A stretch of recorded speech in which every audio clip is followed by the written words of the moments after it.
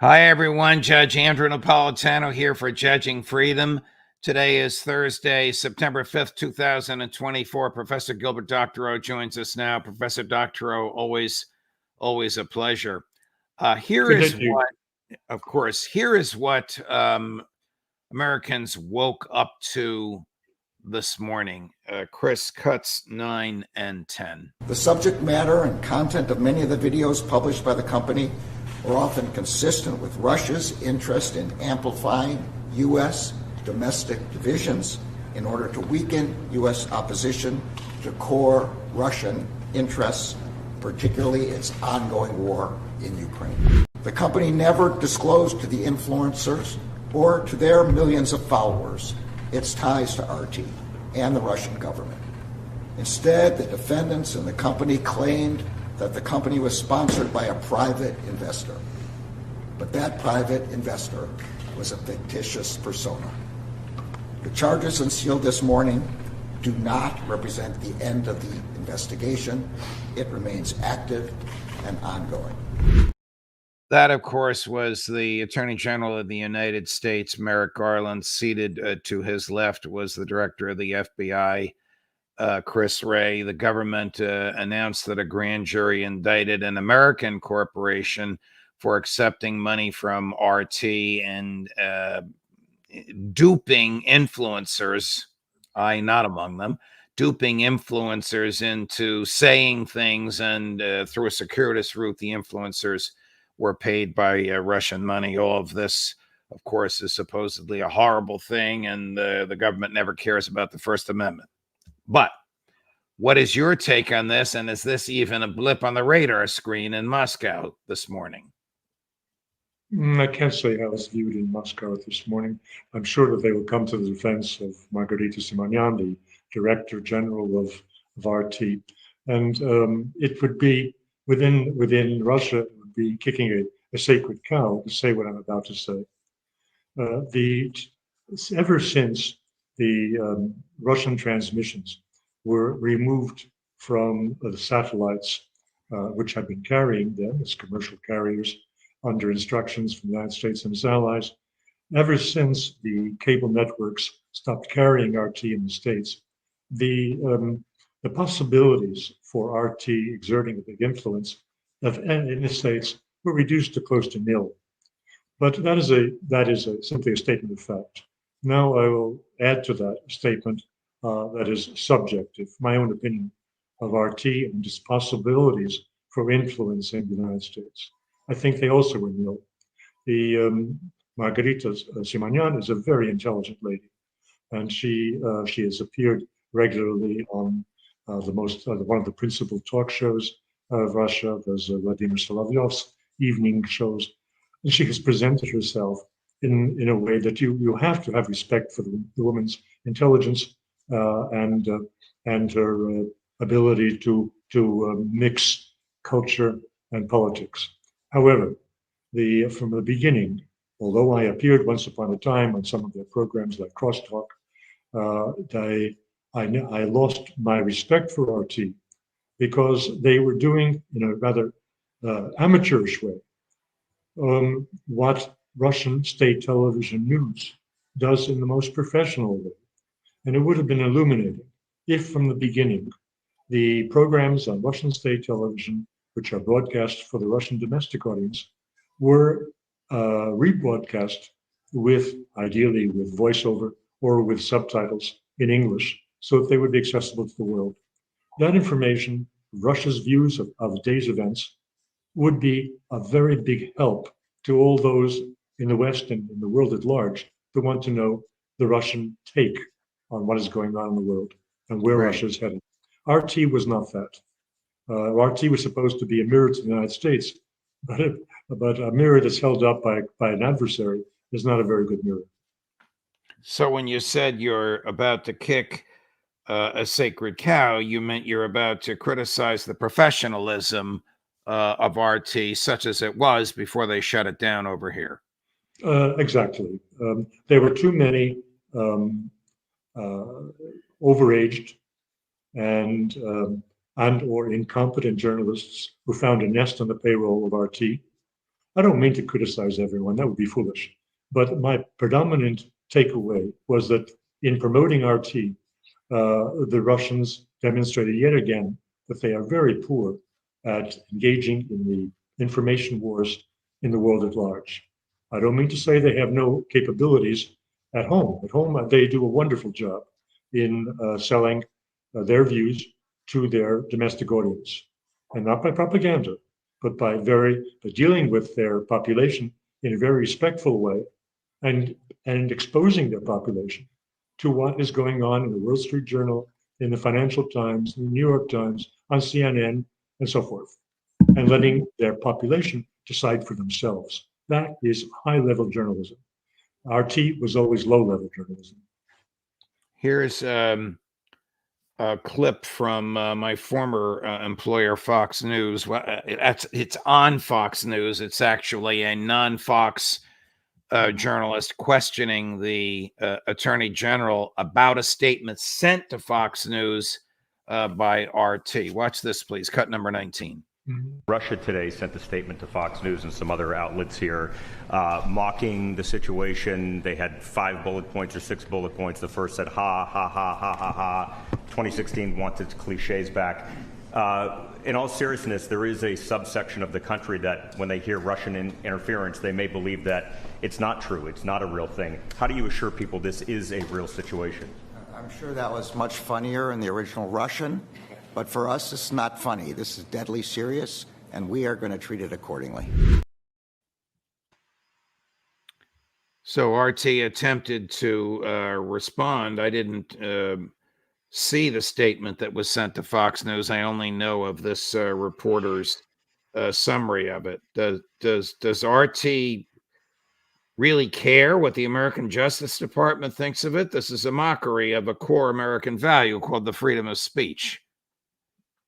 This is an exercise in McCarthyism. And I'm sorry, an exercise in what? McCarthyism. It is a witch hunt, and it has to be called out for that. It's also done by people who really don't understand very much about Russia or about RT or about the American public. It is foolhardy, to say the least, to deprive the American public of the RT programs. But that's happened, and now they're going into a witch hunt for anyone with connections. I have to make a little remark here. A couple of days ago, we had Scott Ritter on, and he had a barking dog. I am in an apartment which is adjacent to an apartment 2 floors away, where they're doing a renovation, and so you're going to hear some background noise, which is regrettable, but I can't. Oh, you know, that's very kind of you, Professor, and we're used to it. My own dog, Chris, who happens to be curled up at my feet right now, every once in a while senses a squirrel outside and is thinking about a second breakfast. But thank you very much. Let's go to Kursk, Professor Doctorow. What is the latest situation there? President Zelensky has boasted, and I'm going to use the American nomenclature. He said it in kilometers, or not kilometers. He said it in however you measure geographic areas in Europe.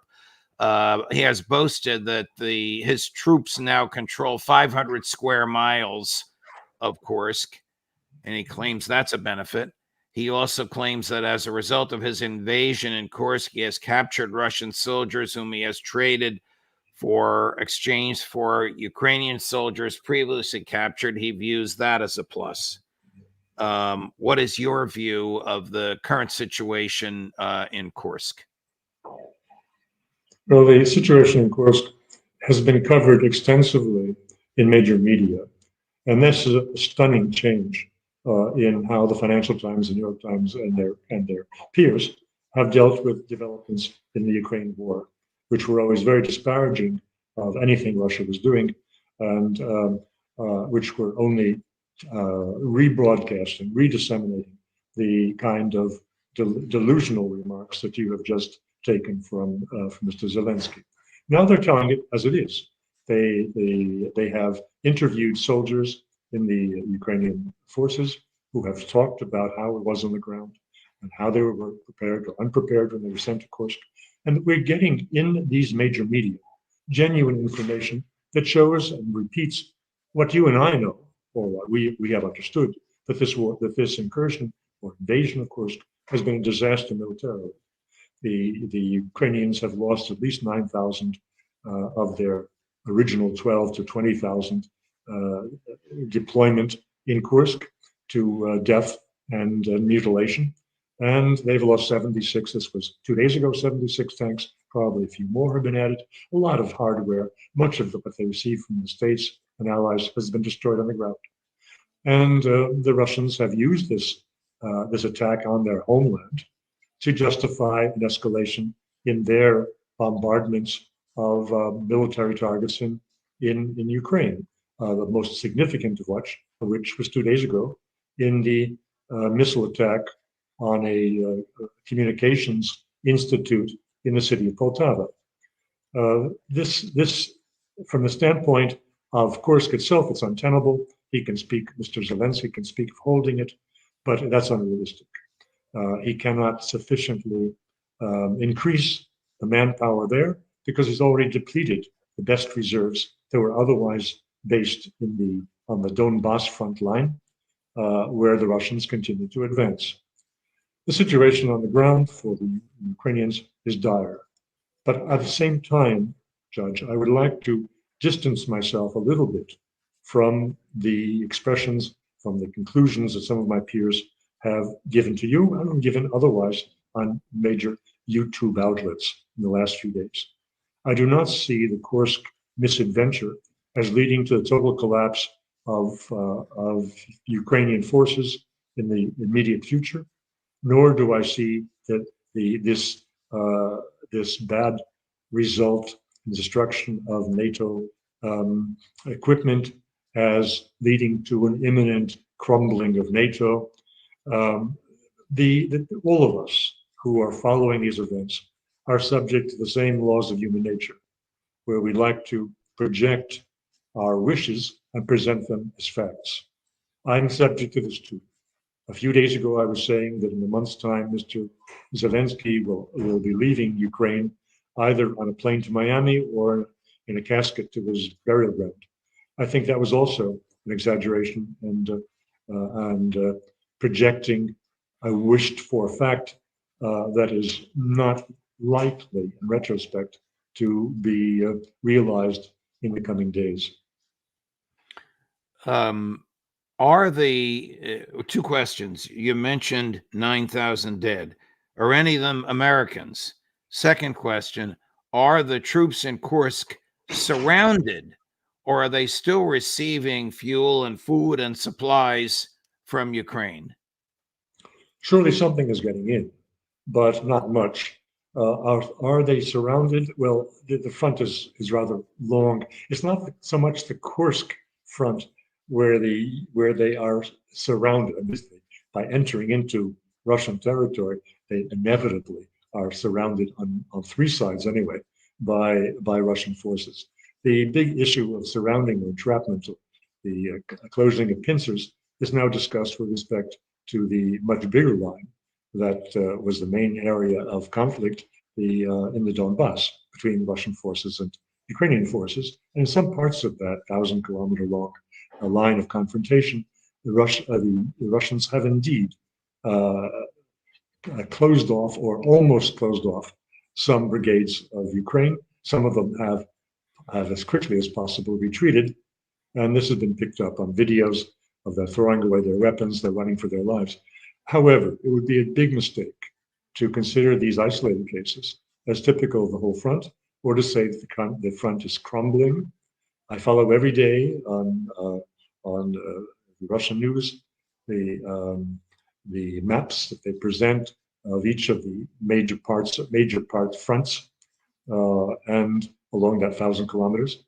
And you don't see a sweeping move, a steamroller, as Professor Mearsheimer described it a day ago, of the Russians sweeping to the Dnieper. No, this is a slow progression.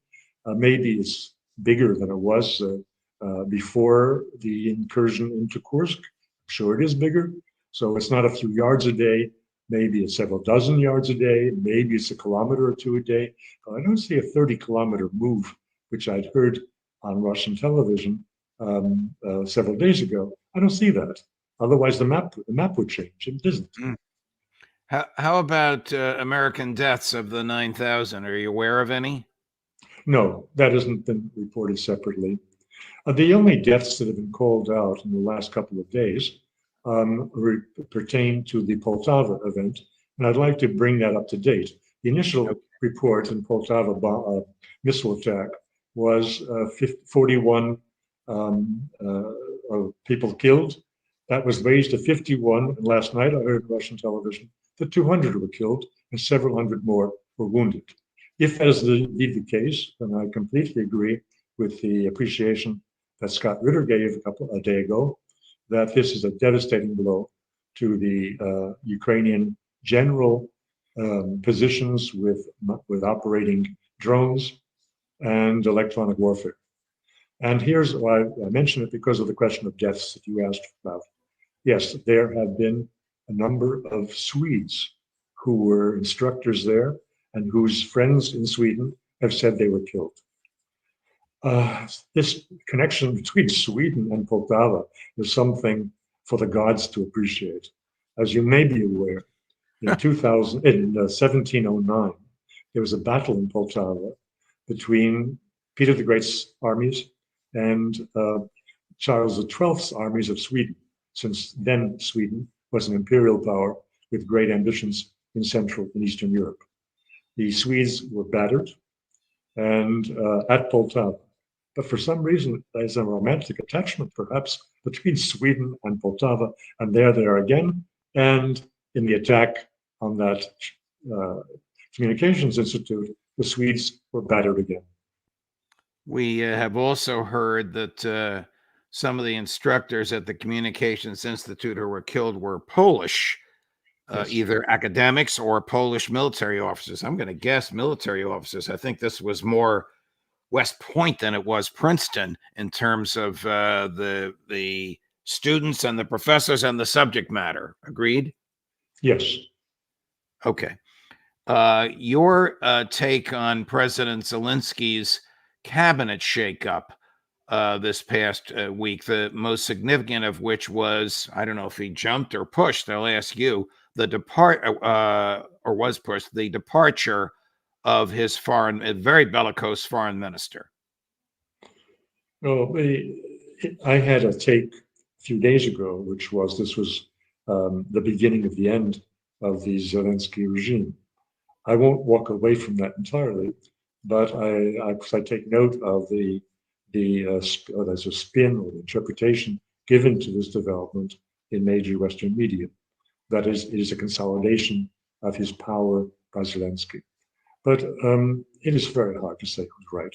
Is this indeed a consolidation? Is this a last desperate act to remove those who might in the slightest way resist his power or might be available to blandishments and promotions offered by the United States and its allies to dump Mr. Zelensky and to replace him? It's hard to say. None of us can say with any certitude.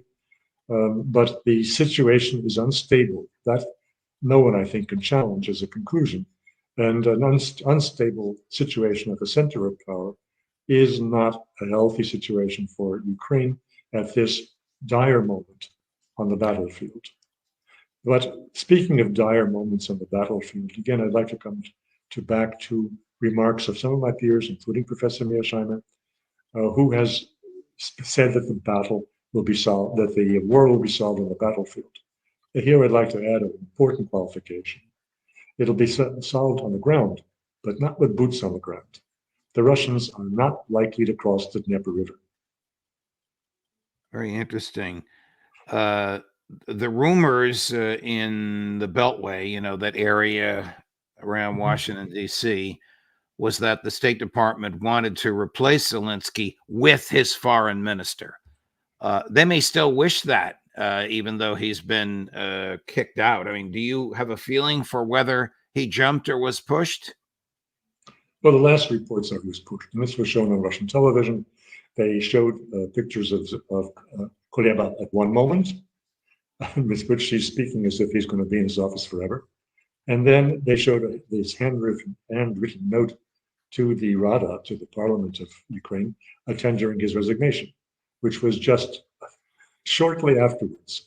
The indication there is that he was pushed, didn't jump. How near to the end of the military conflagration are we? It's impossible to say. And anyone who says that they know is, I'd say, looking for fans, looking for enthusiasts, but not looking for truth. As I mentioned a moment ago, it is to think that the difficulties that the Ukrainians have and made for themselves on the most important front line in Donbass by opening an additional 160 kilometers of front line in Kursk.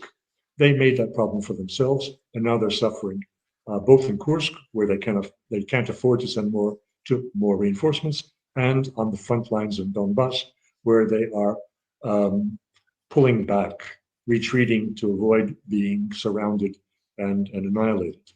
They're moving back, and let's say that in the next month or two, they are forced to abandon positions on the east side of the Dnieper River. That is conceivable. But to say that that is the end of the Ukrainian state or Ukrainian army, I think is mistaken. It's exaggerated. For the reason I was just getting into, the Russians have little interest and maybe even not much possibility to move across the Dnieper River and to attack the Ukrainians on what is really Ukrainian soil. But soil that has a decisive majority of native Ukrainian speakers without an admixture of Russian speakers. That's the right bank of the Dnieper, or the west bank of the Dnieper, going to Lvov. So what happens? The Russians would hope that the Ukrainians would see the light, would sue for peace, and they could accept some of the terms that Mr. Putin outlined in June. However, that is very questionable given the position of the United States, which would find this very, very difficult to accept. So what happens? They reach the Dnieper, and then what? Well, as I said, I can't see the Russians putting boots on the ground on the other side of the Dnieper. They don't want to rule that area. They know that it's hostile. It will be forever hostile. But I can see them destroying it. I can see them extending the bombing of Lvov, which just started seriously a few days ago, and substantially leveling Lvov. Lvov is the center of the Ukrainian arch-nationalist movement. They can do a lot of damage to what is left of the Ukrainian economy. When you say the center of the Ukrainian arch-nationalist movement, you mean military or civilian? Civilian, ideological. This is not a new thing. It goes back to the late 19th century. Lvov was part of the Austro-Hungarian Empire. It was the Austro-Hungarians were on very unfriendly relations with Russia.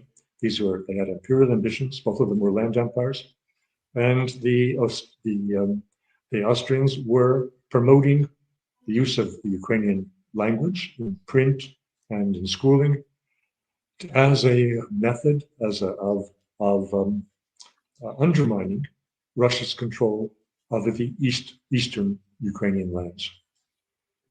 So the nationalist spirit, the anti-Russian spirit of the west part of Ukraine, west of the Dnieper River, is something that goes back to the 19th century, when it was officially encouraged by the ruling empire of Austria-Hungary. And it stayed the same throughout the period since.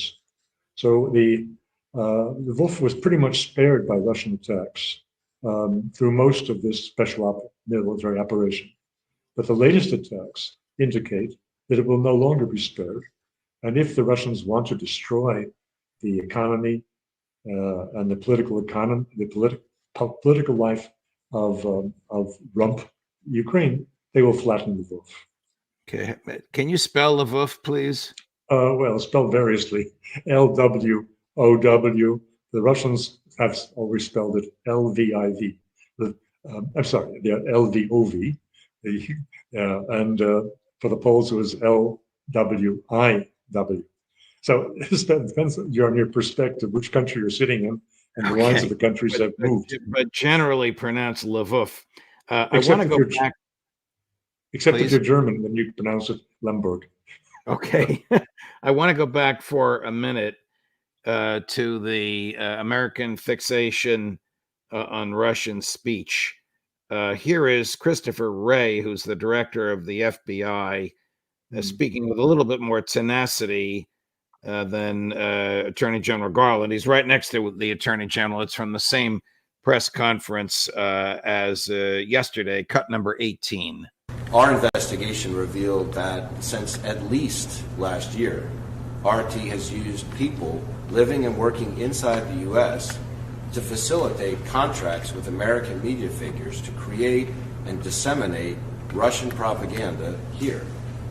The content was pitched as legitimate independent news when, in fact, much of it was created in Russia by RT employees who work for the Russian government. I submit that everything he just described is absolutely protected by the First Amendment. But this administration is determined to create this kerfuffle right now in the middle of a presidential election campaign. Well, the next thing you should do is start investigating and issuing indictments against the journalists of the Financial Times and the New York Times, because this so-called Russian propaganda has now become mainstream. And it's become mainstream because it was the facts, not a propaganda. What they're saying is complete rubbish. Professor Doctorow, it's a pleasure, my dear friend. Thank you for the history lesson and the linguistic explanation of Lvov, but especially thank you for your insight into Russia versus Ukraine. As usual, we'll look forward to seeing you again back here next week, my dear friend. Well, thanks so much for the invitation. Of course. Coming up later today at 2 o'clock Eastern, Professor Larry Wilkerson. At 3 o'clock Eastern, the aforementioned by Professor Doctorow, the aforementioned Professor John Mearsheimer. And at 4 o'clock Eastern, Max Blumenthal. Judge Napolitano for Judging Freedom.